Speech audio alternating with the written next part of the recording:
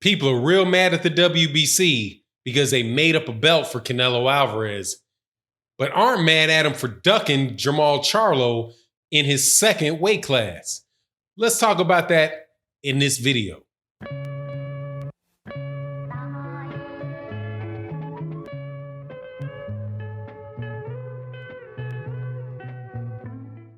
All right, welcome back to the channel, subscribers. If you are not subscribed, stop waiting, hit the subscribe button, hit the bell icon so you can be notified of when we release more videos. Also, check out the live streams we do Monday through Friday and on Sunday morning, OG Boxing Talk. Look forward to seeing you there. Now, big news in the world of boxing. Canelo Alvarez has been stripped of the WBC middleweight title. Now, why do I say that he's been stripped and not elevated? Because that's the practical outcome. He is no longer the middleweight champion of the world, the WBC middleweight champion of the world, and now Jamal Charlo is the WBC middleweight champion of the world. That's the end result of it. If you look at what the regulation says and what their ruling is. But they gave Canelo a nice little title, franchise champion. Pulled that one right out the wazoo and gave him a new one, which upon retirement will be elevated to champion emeritus. And when you're champion emeritus, you know, you can always get another shot at that WBC belt at any time you decide to do it.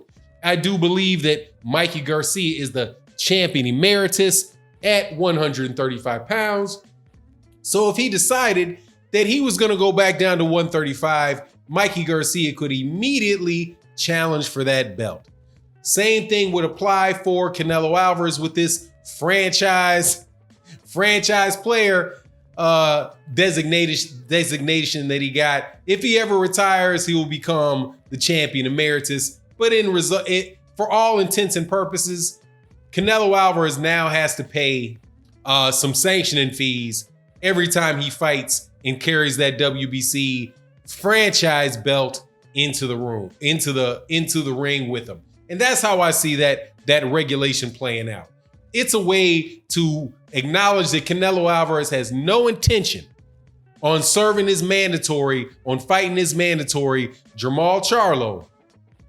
Like he never has, and this being the second weight class that he had no intention on fighting Jamal Charlo, the first being 154. Now he's going to go sojourn up to 168 to fight Callum Smith or fight Sergey Kovalev.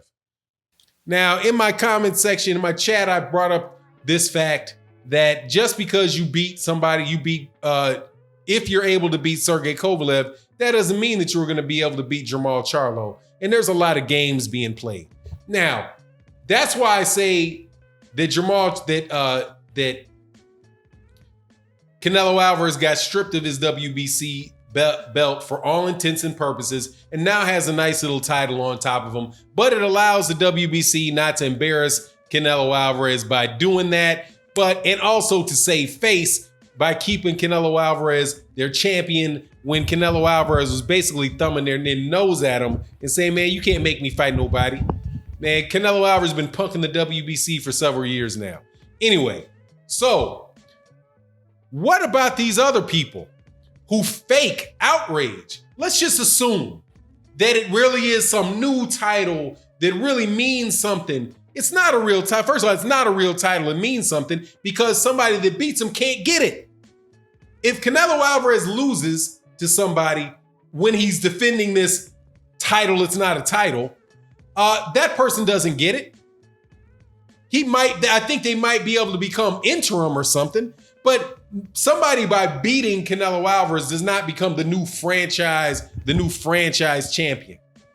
I believe they have a right to become the interim title or something like that. So it's not even a title or a belt that can be passed on to somebody. So my basic opinion on the whole thing is, so what? However, it does highlight Canelo Alvarez ducking again. These are my two issues. One is the fake outrage. There are some articles that came out where people were talking about how the WBC is being just as bad as the WBA with this giving Canelo Alvarez this new title, new belt that doesn't mean anything. That's not the same case as what the WBA did. The WBA actually has two belts, the WBA Super and the WBA Regular, that you can win and lose. They are actually two different titles, two championship belts that change hands. The franchise belt for the WBC doesn't change hands. Let me make sure I said that right. The WBA Super and the WBA Regular are two different championships that exchange hands between people when they are contested. That's not the case with this franchise thing. But I just find it ironic how people will get upset about this, but they won't get upset about things like the fact that Canelo Alvarez tested positive for performance-enhancing drugs just last year, but somehow he's still going to now be the champion. Now he is going to be, at some point in his career, the champion emeritus for the WBC.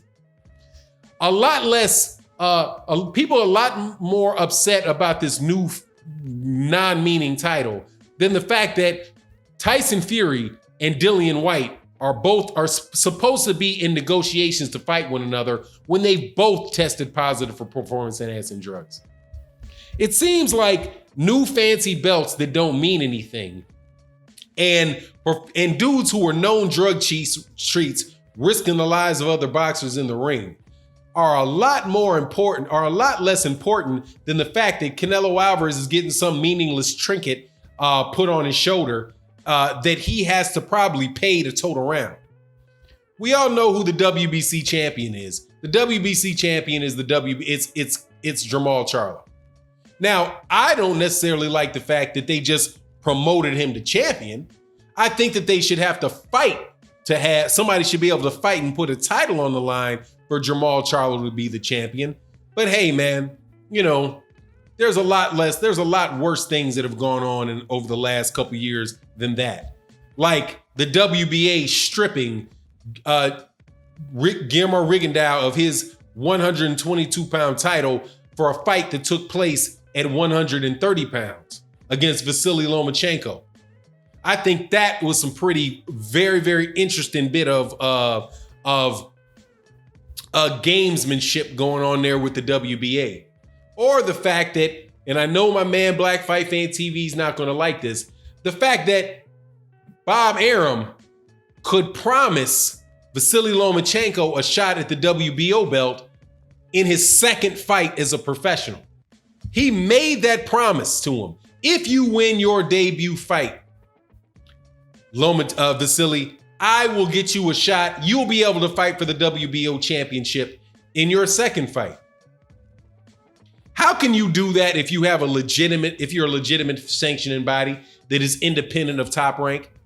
How could Bob Arum actually make that promise and it be a promise that he can actually carry through on, like he did when Vasily Lomachenko fought Orlando Salido for the WBO 126-pound title?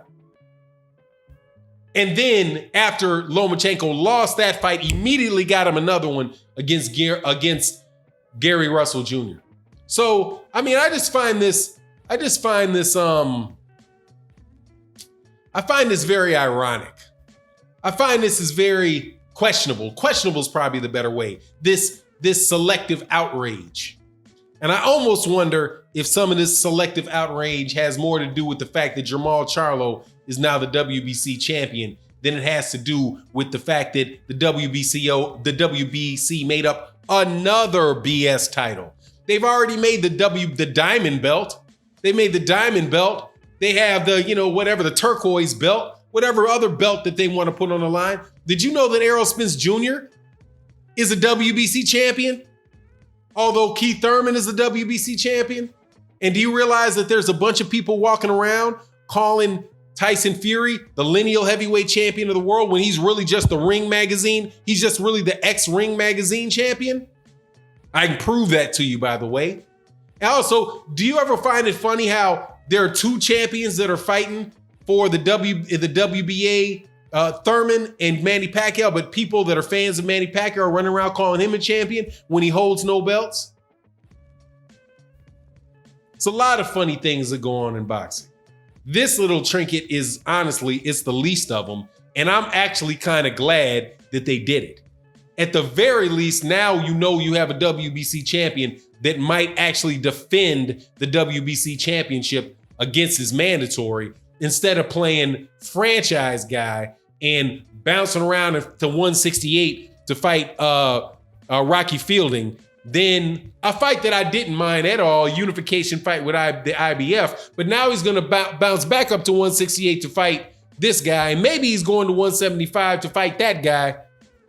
I don't like all this hopscotch. And at least with Jermall Charlo being the WBC champion, you know, that can you can at least hit a pause on that for a minute, because the WBC belt is going to be challenged or defended this weekend in Houston when Charlo fights Adams. So anyway, it is what it is. Let me know what you think in the comment section. And with that, I'm out. Peace.